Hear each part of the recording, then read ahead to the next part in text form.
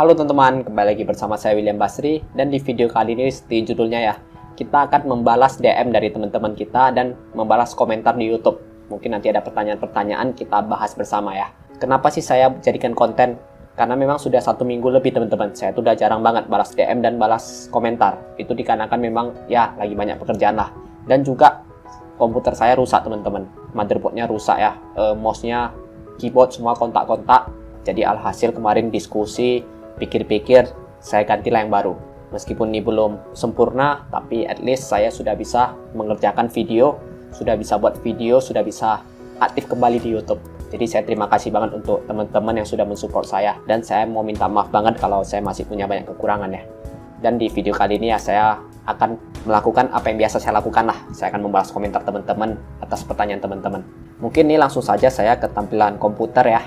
Oke, kita sudah tiba di tampilan komputer. Kita mulai dari Instagram dulu ya. Kita lihat nanti berapa yang bisa kita jawab. Kita lihat nanti ya. Di sini ada request 20, tapi mungkin udah banyak banget lah yang nggak kebaca. Sorry banget ya teman-teman ya. Oke, ini dari Rizky kita baca. Siang Bang William Basri, mau nanya kalau sudah habis 1 periode pembukuan, bagaimana memulai awal periode lagi? Saya screenshot modul Bang dari YouTube. Gimana cara menginfokan ke atasan laporan keuangan itu Bang? Sebentar ya. Ini mungkin ini dari YouTube saya sepertinya. Waduh, blur sekali teman-teman ya. Nah, tapi nggak apa-apa, kita jawab saja pertanyaannya. Pertanyaannya itu kan, kalau pembukaan 1 periode sudah habis, bagaimana memulainya lagi? Nah, ini saya accept dulu. Halo Rizky, terima kasih ya pertanyaannya.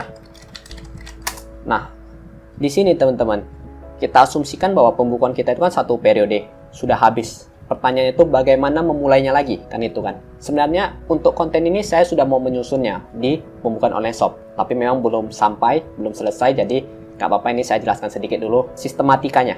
Ketika pembukuan sudah selesai, ya sudah akhir periode, kita ada membuat jurnal penutup. Ya teman-teman ingat ya, kita buat jurnal penutup. Jurnal penutup itu dibuat untuk apa? Jurnal penutup tersebut dibuat untuk menolkan nilai laporan laba rugi. Ingat, yang namanya neraca itu per posisi. Kalau laporan laba rugi per akumulasi. Jadi dengan membuat jurnal penutup, kita akan menolkan saldo akhir dari laporan laba rugi. Dengan nilai laporan laba rugi sudah 0, di situ baru bisa kita buat neraca awalnya. Dari neraca awalnya tersebut baru bisa kita lanjut ke periode selanjutnya. Kira-kira seperti begitu gambarannya teman-teman.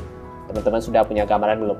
Mungkin saya kasih teman-teman lihat bentuk pembukaan online shop ya, biar lebih jelas.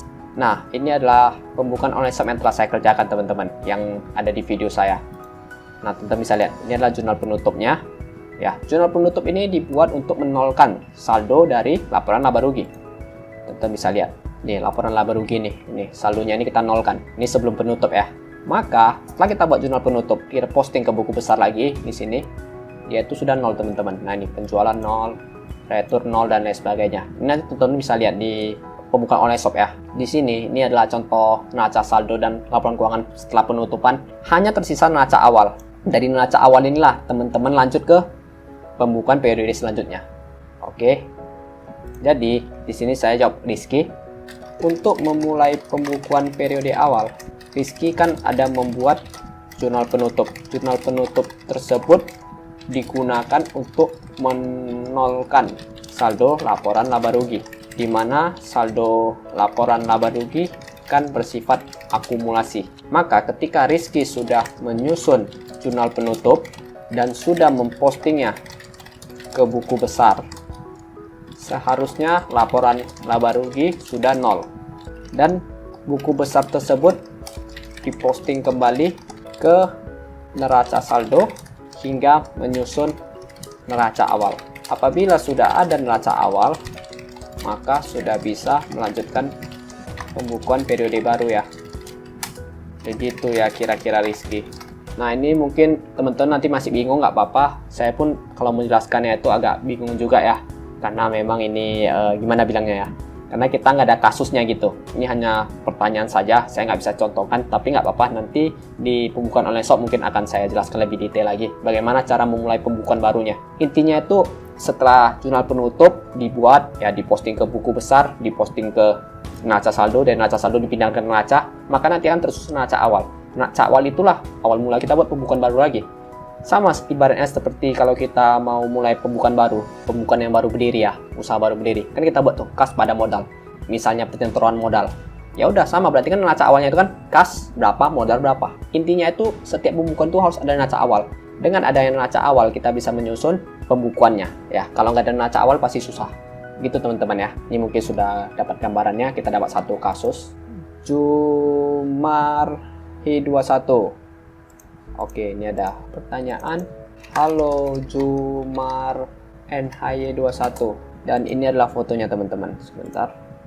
Nah, ini kita dapat soal dari teman kita teman-teman. Tugasnya ini saya nggak tahu arahnya itu kemana teman-teman. Teman-teman bisa baca sendiri ya. Ayu membeli peralatan salon harga 3 juta di toko. Buatlah analisis transaksinya.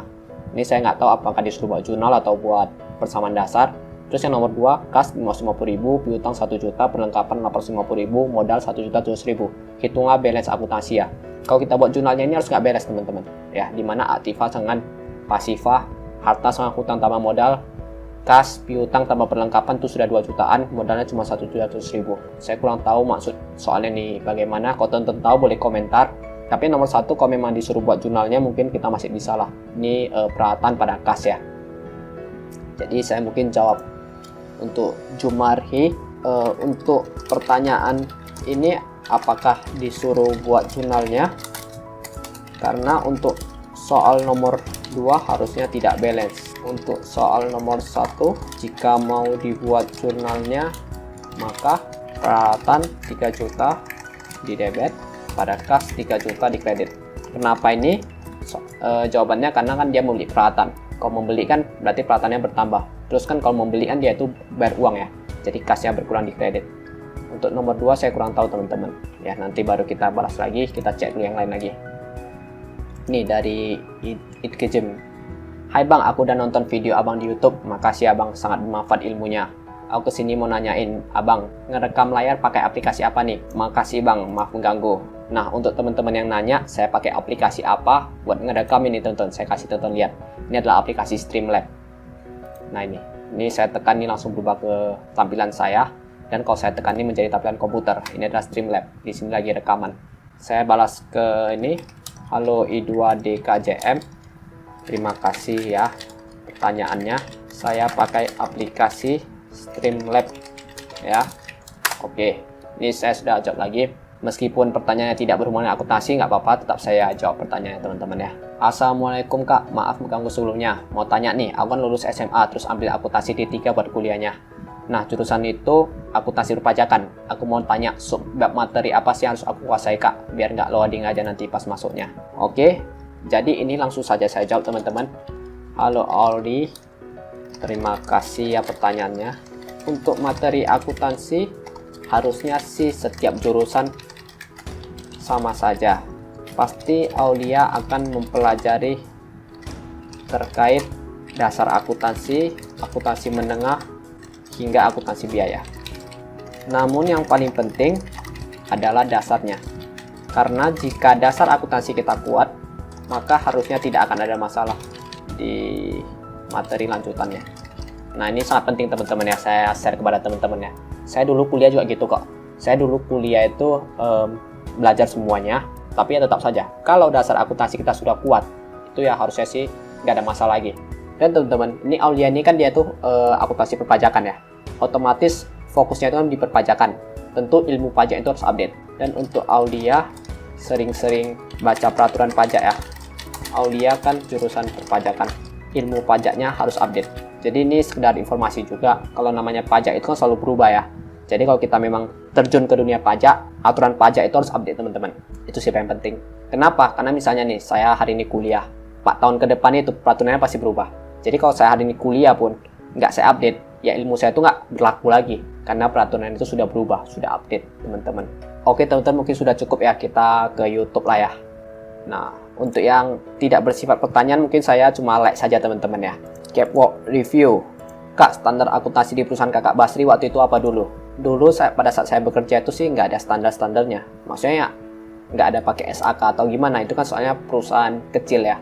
Dan pembukuannya itu nggak dipublikasikan ke BI. Jadi kami itu nggak gitu fokus ke standarnya. Tapi yang paling penting itu kita itu menggunakan pembukuan yang prudent. Dalam arti itu pembukuan yang memang mencatat sebenar-benarnya. Jadi data tersebut digunakan manajemen untuk mengembangkan usahanya. Itu siapa yang penting. Halo Chatword, kebetulan dulu saya bekerja di perusahaan kecil. Jadi memang untuk standar akuntansi tidak begitu di highlight ya. Namun apabila Chatword bekerja di perusahaan besar yang pembukuannya sudah dipublikasikan ataupun bekerja di bagian auditor, tentu harus sangat memperhatikan standar akuntansi ya. Ini saya jawab sejujurnya saja, nggak apa-apa. Yunita, Kak, saya kelas 3 SMK tapi nggak punya niat untuk masuk jurusan akuntansi, malah berantakan. Jadinya selama ini nggak ada yang masuk. Nah ini dia. Ini agak bahaya teman-teman ya, kalau kita sekolah nggak sesuai passion kita. Jadi saran saya itu, ya kalau memang teman-teman nggak tertarik dengan akuntansi, ya jangan dipaksa, carilah passion teman-teman. Tapi kalau sudah keburu masuk, sudah keburu basah kata orangnya, minimal kuasailah dasarnya gitu ya. Karena ya belajar itu sebenarnya nggak rugi-rugi banget. Contoh saya juga terkadang harus memaksakan diri untuk mempelajari yang bukan bidang saya. Tapi ya it's okay, dalam arti selagi bisa belajar ya udah belajar aja. Kita lihat hal positifnya saja, karena sudah keburu basah, sudah keburu kecebur istilahnya. Tapi kalau belum keburu kecebur, masih bisa memilih ya, saya bakal memilih sesuai dengan passion saya. Semangat ya Yunita, mungkin saya cuma bisa mengatakan semangat saja teman-teman, karena memang ya kondisi seperti begini sangat dilema ya. Meskipun Yunita kesulitan, tapi coba Yunita berusaha untuk menguasai dasar akuntansi ya. Saya mungkin tidak bisa mengatakan bahwa Yunita harus belajar ini itu, tapi minimal mengerti dasarnya saja lah ya. Kak, lanjutin AJP dong, sisanya sama yang asas hutang. Oke, nanti kita lanjut. Anak IPA bilai, kagak bisa ekonomi, coba lihat YouTube. Oke, ini kita like juga teman-teman ya. Semangat lagi bang, kita like. Bang mau tanya, saya kuliah prodi akuntansi, buku rekomen untuk kuliah akuntansi apa bang? Tolong buatin videonya. Nah, untuk rekomen akuntansi sebenarnya sih saya tuh nggak pernah merekomenkan buku. Bukan berarti saya tuh suruh jangan beli, enggak. Untuk bisa akuntansi ya, nggak usah beli buku lah. Maksudnya sayang uangnya untuk beli buku bahas-bahas soal, karena di internet itu banyak banget soalnya. Udah berserak lah istilahnya, sisa bahas saja. Tapi ada catatan nih, cari yang detail. Contoh nih, audit, cari buku-buku auditor. Keuangan, cari buku-buku manajemen rasio ya. Apalagi pajak, cari buku-buku perpajakan. Cari yang mendetail, itu lebih bermanfaat untuk teman-teman. Dan juga buku-buku tersebut nanti pasti akan dipakai pada saat skripsi untuk teorinya. Jadi carilah buku-buku seperti begitu. Ini saya balas ya. Halo Rans, terima kasih komentarnya.